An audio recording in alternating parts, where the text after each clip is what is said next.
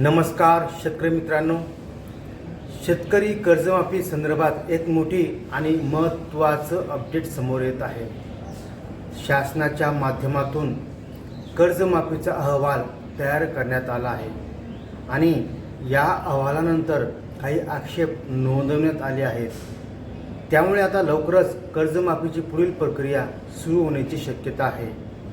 याआधी आपण या विषयावर अपडेट घेतला होता आणि त्यानंतर मोठ्या प्रमाणात प्रश्न आले होते। आमची कर्जमाफी होणार का? 2 लाखावरील कर्जाचं काय?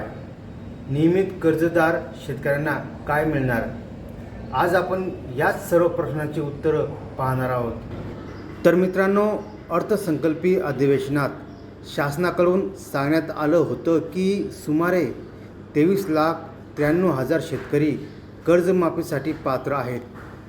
पण आता नवीन अपडेटनुसार हा आकडा 35 लाखापर्यंत वाढू शकतो, अशी माहिती सूत्राच्या माध्यमातून समोर येत आहे।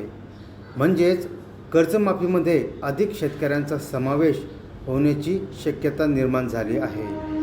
मात्र इथे एक मोठा प्रश्न निर्माण होतो, जर 2019च्या कर्जमाफीप्रमाणेच निकष लावले गेले तर पुन्हा अनेक शेतकरी वंचित राहू शकतात।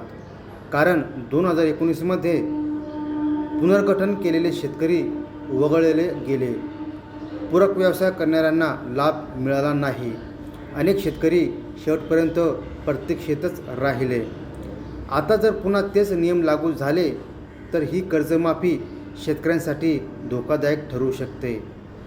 दुसरी महत्त्वाची बाब म्हणजे नियमित कर्जदार शेतकऱ्यांना फक्त 50,000 प्रोत्साहन अनुदान दिलं जाणार आहे। शेतकरी संघटनांची मागणी आहे की नियमित शेतकऱ्यांना कर्जमाफीचा समतुल्य लाभ मिळायला हवा। आता तिसरा मोठा मुद्दा, 2025मध्ये ज्यांनी नवीन कर्ज घेतलं त्यांचं काय? सध्या या संदर्भात कोणतीही स्पष्ट माहिती नाही, पण हे शेतकरी जर वगळले गेले तर मोठा अन्याय होऊ शकतो। त्याचबरोबर OTS योजना ऑन टाईम सेटलमेंट मार्च 2023पर्यंतच्या कर्जासाठी लागू करण्यात आली आहे। मग 2023 नंतरचं कर्ज काय? ते कर्जमाफीत येणार का? हे अजूनही स्पष्ट नाही। मित्रांनो, एकीकडे 35 लाख शेतकरी आणि दुसरीकडे 25,000 कोटीचा निधी, हे दोन्ही आकडे एकमेकांशी जुळत नाहीत। म्हणूनच हा संपूर्ण विषय अजूनही अनिश्चित आणि गोंधळात टाकणार आहे। जर तुमचं चालू कर्ज असेल तर वेळेवर भरा। कर्ज थकवलं तर कदाचित तुम्ही कर्जमाफीतही येणार नाही आणि अनुदानही मिळणार नाही।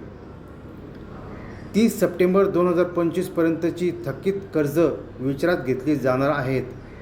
लवकरच मंत्रिमंडळात निर्णय होण्याची शक्यता आहे। कर्जमाफी येणार आहे, पण निकष काय असतील हे अजून क्लिअर झालं नाही। मित्रांनो, तुमचा काय प्रश्न आहे कर्जमाफीबद्दल? कमेंटमध्ये नक्की विचारा, मी प्रत्येकाला उत्तर देण्याचा प्रयत्न करेन।